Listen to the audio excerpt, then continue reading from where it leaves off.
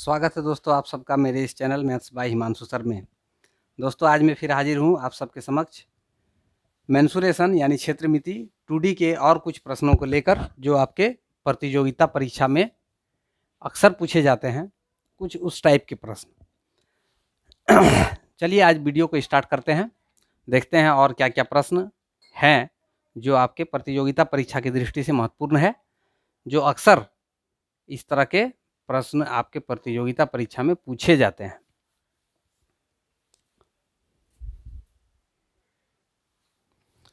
देखिए दोस्तों, इस तरह के भी प्रश्न जो है 2 डायमेंशन के अंतर्गत आता है। किसी कमरे के 4 दीवारी का क्षेत्रफल अगर पूछ दिया तो उसके लिए सूत्र होता है 2 इंटू लंबाई प्लस चौड़ाई गुना ऊंचाई। इसके लिए क्या जरूरी है, तीनों उसका डायमेंशन पता होना चाहिए, लंबाई, चौड़ाई, ऊंचाई। ये तीनों चीज़ अगर दिया हुआ है तो हम इसको जो है इस सूत्र से ज्ञात कर सकते हैं। जैसे यहाँ पे एक प्रश्न है, एक कमरे की लंबाई 5 मीटर, चौड़ाई 4 मीटर और ऊंचाई 3 मीटर है, इसके चारों दीवारों का क्षेत्रफल क्या होगा। तो इसके चारों दीवारों का क्षेत्रफल हम लोग इस सूत्र से निकाल सकते हैं, 4 दीवारों का क्षेत्रफल बराबर 2 इंटू लंबाई 5 जोड़ चौड़ाई 4 गुना ऊंचाई 3, यानी हो जाएगा 2 गुना 5 4 जोड़ देंगे तो 9 गुना 3, यानी कि 9 तिया 27, 27 दूनी 54 मीटर स्क्वायर। क्षेत्रफल जब भी लिखेंगे वर्ग इकाई में लिखेंगे, जो इकाई में मान दिया हुआ है उसी इकाई में हम उसका क्षेत्रफल लिखेंगे, उसका वर्ग इकाई में। ठीक है। ये हो गया आपका इस टाइप का प्रश्न। अब देखते हैं दूसरा टाइप का प्रश्न किस प्रकार का आता है।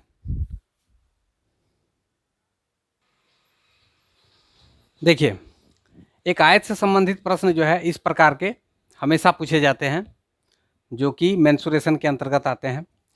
यदि किसी आयत की लंबाई तथा चौड़ाई को क्रमशः x% तथा y% बढ़ा दिया जाए तो आयत का क्षेत्रफल में प्रतिशत वृद्धि। इसमें चूंकि दोनों ही कह रहा है कि बढ़ा दिया जाता है, इसीलिए क्षेत्रफल भी बढ़ेगा निश्चित तौर पर। ये तो एक साधारण सी बात है।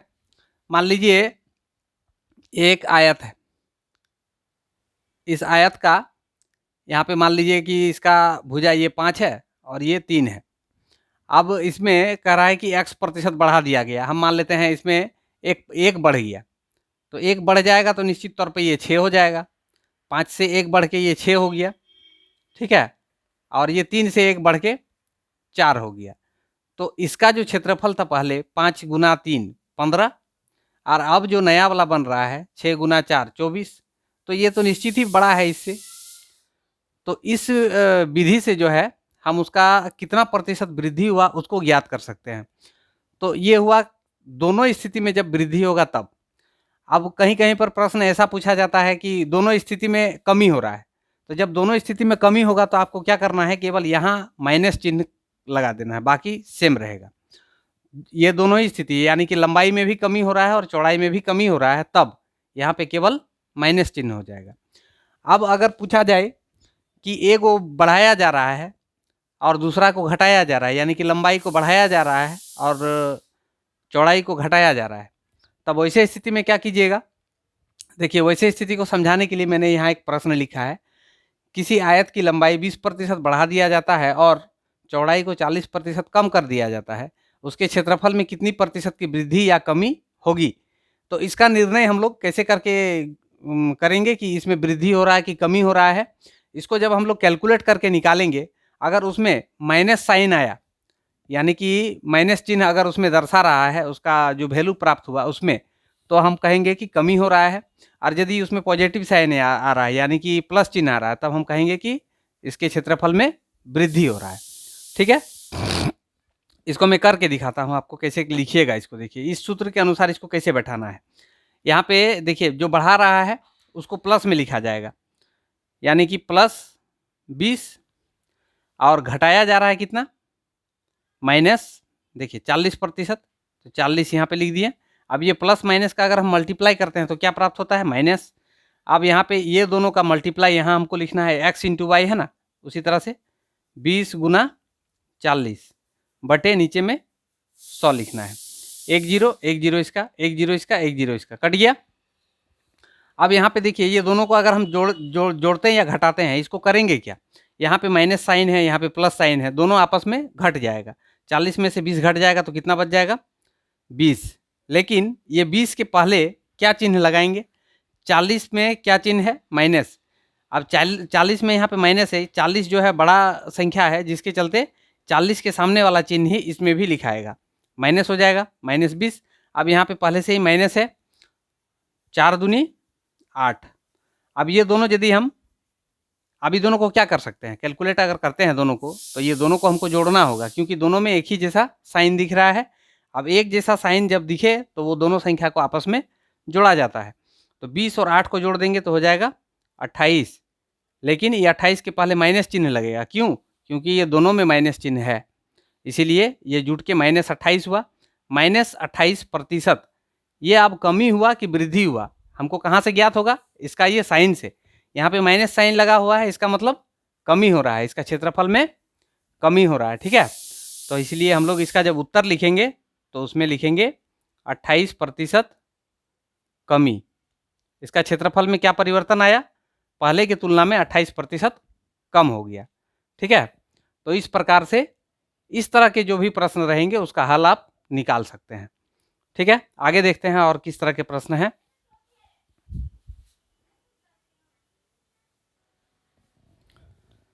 देखिए एक प्रश्न है, इस टाइप का प्रश्न आपको जो है पूछा जाता है। देखिए, किसी वृत्त की त्रिज्या या वर्ग तथा समबाहु त्रिभुज की भुजा को x% से बढ़ाया या घटाया जाए तो उनके क्षेत्रफल में प्रतिशत वृद्धि या कमी क्या होगा। इसके लिए ट्रिक होता है 2x ± x²/100। यहाँ प्लस माइनस इसलिए लिखा हुआ है, यदि आपको वृद्धि के लिए पूछा जा रहा है, जब वृद्धि हो रहा है तब लगाएंगे प्लस, और यदि आपको पूछा जा रहा है कि x% की कमी कर दिया गया तब यहाँ पे कमी होगा, तो इसीलिए तब लगाएंगे माइनस। यहाँ पे इसीलिए मैंने दोनों चिन्ह को जो है एक साथ लिख दिया है। आप प्रश्न के अकॉर्डिंग, प्रश्न में जो पूछा जा रहा है उसके अकॉर्डिंग आप इस दोनों चिन्ह में से किसी को लिख सकते हैं। तो जैसे यहाँ एक प्रश्न है, एक वृत्त की त्रिज्या को 12% से बढ़ा देने पर उनके क्षेत्रफल में कितनी प्रतिशत की वृद्धि होगी। तो इसके लिए ट्रिक जो मैंने बताया क्या है, 2x, यहाँ पे हम प्लस लिखेंगे, क्योंकि यहाँ प्रश्न क्या कह रहा है कि 12% से बढ़ाया जा रहा है। जब बढ़ा दिया जाता है तो निश्चित तौर पर उसका क्षेत्रफल भी बढ़ेगा, तो इसीलिए हम यहाँ प्लस लगाएं। जब यहाँ पे 12% कमी दिया रहा था तो यहाँ पे हम प्लस चिन्ह नहीं लगा के माइनस चिन्ह लगाते, ठीक है। अब देखिए यहाँ पे है x²/100, इसको हम लोग बैठाते हैं। 2 × x का वैल्यू क्या है, 12, यहाँ लिख दिए, प्लस x² यानी कि 12 का स्क्वायर बटे 100। अब यहाँ पे देखिए 12 दूनी 24 जोड़ 12 का स्क्वायर होता है 144 बटे 100। इसमें ज़्यादा काटा कूटी करने का आपको ज़रूरत नहीं है। यहाँ 24 लिखिए, प्लस देखिए 100 है नीचे में, 100 के साथ अगर हम इसको भागा देते हैं तो केवल क्या होगा, यहाँ 1 2 2 के बाद यहाँ पे दशमलव लग जाएगा, यानी 1.44 हो जाएगा। अभी दोनों को जोड़ देना है, 24 में 1 जोड़ देंगे तो हो जाएगा 25.44, इतना। यहाँ पे चलिए, यहाँ पे तो कुछ मतलब यहाँ पे हम लिख सकते हैं इतना प्रतिशत वृद्धि। कोई यहाँ पे मात्रक नहीं दिया हुआ है, इसीलिए हम मात्रक का प्रयोग नहीं करेंगे। क्षेत्रफल में इतना प्रतिशत का वृद्धि हो जाएगा, ठीक है। इस प्रकार से जो भी प्रश्न आपको रहेंगे, केवल इस सूत्र से जो है आप उसका हल ज्ञात कर सकते हैं। तो दोस्तों, आपको मेरे वीडियो कैसे लगते हैं आप कमेंट करके मुझे ज़रूर बताएं, क्योंकि आपके कमेंट से मैं अपने वीडियो का जो है क्वालिटी या तो फिर मेरे बताने का ढंग, इन सब के बारे में जो है मैं अच्छा से और कार्य करूंगा और आप लोगों के लिए और बेहतर वीडियो लेके आऊँगा। तो आप लोग मुझे कमेंट पे ज़रूर बताएं कि आपको मेरे वीडियो कैसे लगते हैं, ठीक है। और जो मेरे साथ नए जुड़े हैं उनसे मैं आग्रह करता हूं कि मेरे इस चैनल को सब्सक्राइब कर लें और साथ में बेल आइकन को भी दबा दें, ताकि आपको आने वाली वीडियो का नोटिफिकेशन मिलता रहे। धन्यवाद, शुभ रात्रि आप सभी को।